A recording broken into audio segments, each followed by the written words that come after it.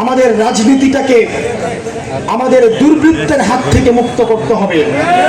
আমরা মাঝে মাঝে অনেকেই বলি মাদক সম্রাটদের থেকে এদের বিরুদ্ধে রাজনীতিবিদরা কোনো পদক্ষেপ নেয় না।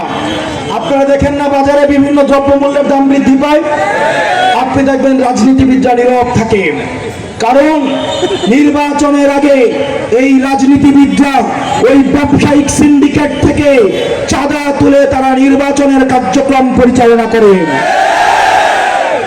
সেজন্য নির্বাচনের পরে ওই ব্যবসায়ীরা যারা রাজনৈতিক দলগুলোকে ডোনেট করেছে, তারা যখন জনগণের বিরুদ্ধে গিয়ে দ্রব্যমূল্যের দাম বাড়ায়, তখন রাজনীতিবিদরা কাঠের চশমা পরে সংসদে শুধুমাত্র প্রধানমন্ত্রীর গুণগানে ব্যস্ত থাকে। আর আমরা যখন কথা বলতে চাই তখন স্পিকার আমাদেরকে বলে এটা শাহবাগ স্কয়ার নয়, এটা সংসদ। এটা ভাবার দরকার নাই, আমরা শুধুমাত্র সংসদে কথা বলবো। সংসদে যদি আপনি আমাদেরকে কথা বলতে না দেন, আমরা সংসদের বাইরে কথা বলবো, জনগণের সাথে কথা বলবো। আমাদেরকে কথা বলা থেকে বিরত রাখতে পারবেন না। মনে রাখতে হবে, ভয় দেখিয়ে জয়কে বন্ধ করা যাবে না। সেজন্য আমাদের দায়িত্ব হচ্ছে এই রাজনীতিকে ব্যবসায়ীদের হাত থেকে, দুর্বৃত্তায়নের হাত থেকে আমাদেরকে মুক্ত করতে হবে।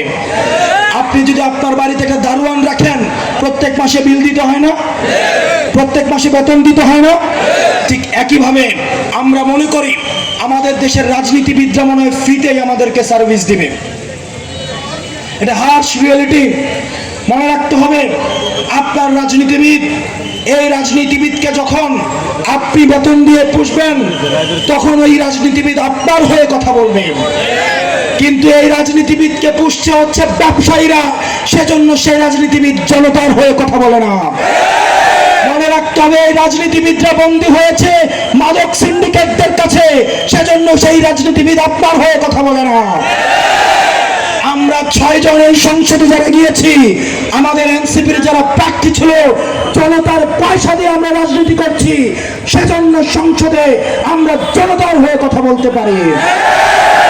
প্রিয় তরুণ প্রজন্ম, আপনার পয়সায় আপনার রাজনীতি হতে হবে। আপনি যদি মনে করেন ব্যবসায়ীরা রাজনৈতিক দল বানাবে আর সেই রাজনৈতিক দল আপনার জন্য চাকরির ব্যবস্থা করবে, সেই রাজনীতি কখনোই বাংলাদেশে সম্ভব না।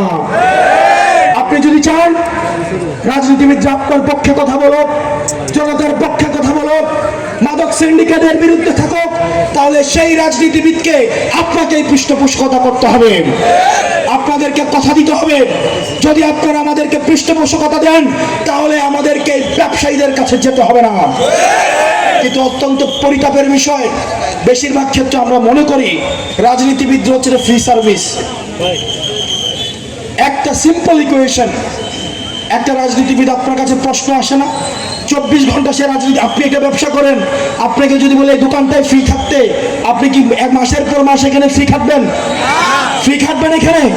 তাহলে আপনার কাছে কেন মনে হয় আপনার রাজনীতিবিদ আপনার পয়সা ছাড়া, আপনার সমর্থন ছাড়া আপনার জন্য ফ্রি খাটবে? সেজন্য যেটা বলার চেষ্টা করছি, এনসিপি জাতীয় নাগরিক পার্টি, আমরা যে রাজনৈতিক দল বানিয়েছি, আমরা চাই এই রাজনৈতিক দলের দায়িত্ব আপনারা নেন।